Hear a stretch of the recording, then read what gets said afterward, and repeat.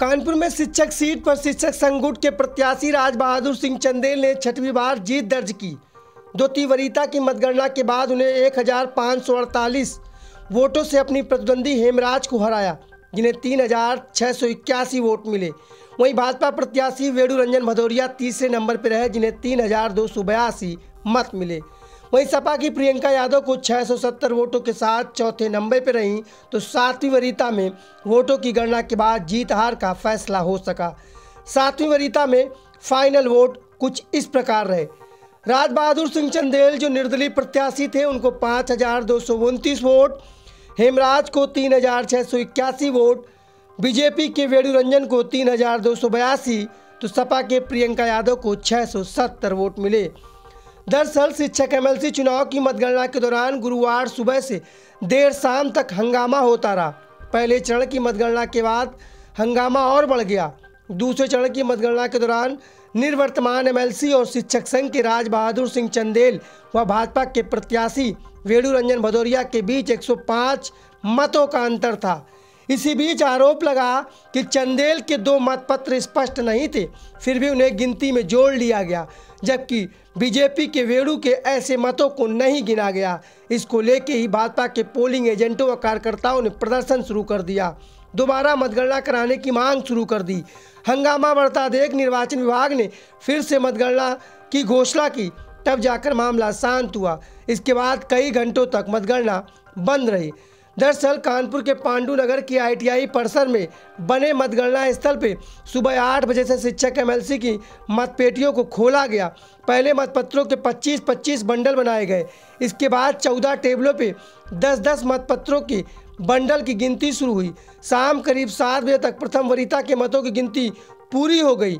इसमें निर्दलीय शिक्षक प्रत्याशी राज बहादुर सिंह चंदेल करीब 5000 वोट पाकर सबसे आगे थे, जबकि दूसरे नंबर के लिए भाजपा के वेणु रंजन भदौरिया और निर्दलीय प्रत्याशी हेमराज सिंह गौर के बीच लड़ाई थी।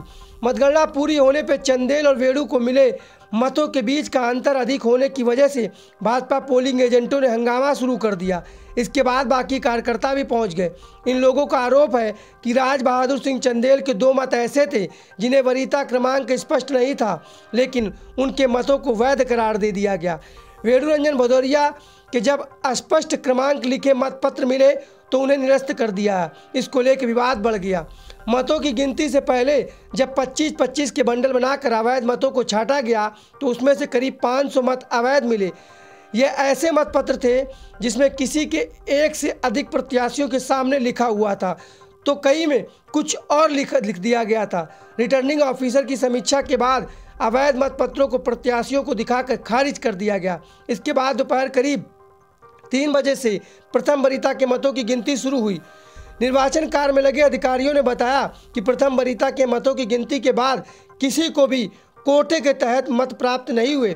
ऐसे में द्वितीय वरीयता के मतों की गणना की जाएगी। ऐसी परिस्थितियों को देखते हुए देर रात तक परिणाम आने की संभावना नहीं रही। मतपेटी से निकला अलग मत पर हंगामा होने लगा। शिक्षक एमएलसी की मतगणना के दौरान टेबल नंबर 12 में तय मानक से छोटा बैलेट पेपर निकलने पे एजेंटों ने हंगामा काटा। जिलाधिकारी ने पहुंचकर पत्र की जांच की तो अलग बैलेट पेपर निकला। सबकी सहमति से उसे गिनती से बाहर कर दिया गया। बहरहाल 24 घंटे के बाद सुबह 7:30 बजे के बाद पूरे मतपेटियों की गिनती हो सकी और निर्दलीय प्रत्याशी एक बार फिर से छठवीं बार की खाते में ये सीट उनकी झोली में चली गई।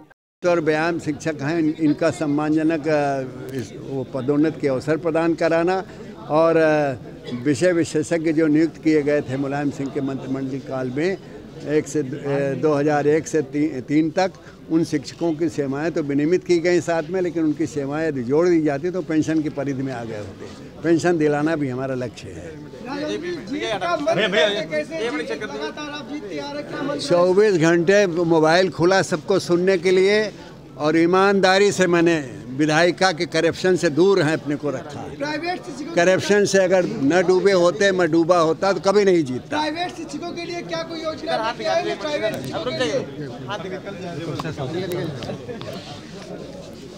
Video desk amarujala.com। डाउनलोड करें अमर उजाला ऐप और पाएं खबरें लगातार। अगर आप ये वीडियो YouTube पर देख रहे हैं तो हमारे चैनल को सब्सक्राइब करें और बेल आइकन को दबाना ना भूलें। अगर आप Facebook पर ये वीडियो देख रहे हैं तो हमारे पेज को लाइक करें।